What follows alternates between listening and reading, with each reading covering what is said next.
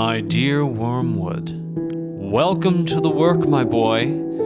You have been assigned a patient, a human soul, still blind to our influence.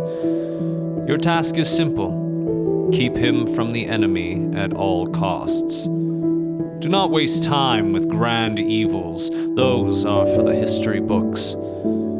Your job is the slow, steady corruption.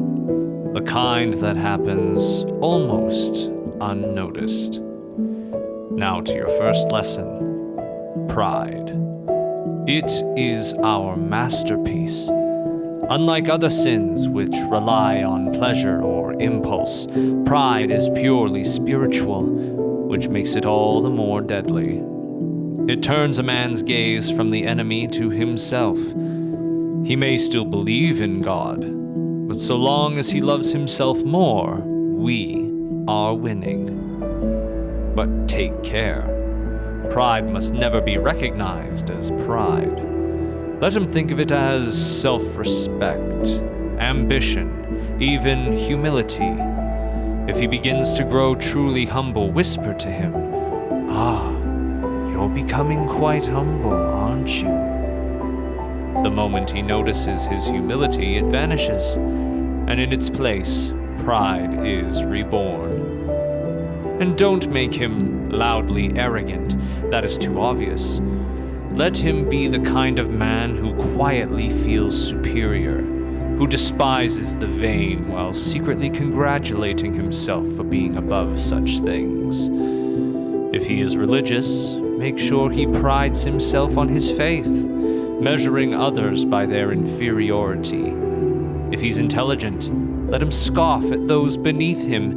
If he is successful, let him see his success as earned. And if he fails, even better. Let him wallow in self-pity, convinced that no one suffers as he does. You see, Wormwood, pride doesn't always puff up. It can drag down, too. Now, if the patient begins to see himself clearly, do not panic. Just shift the target.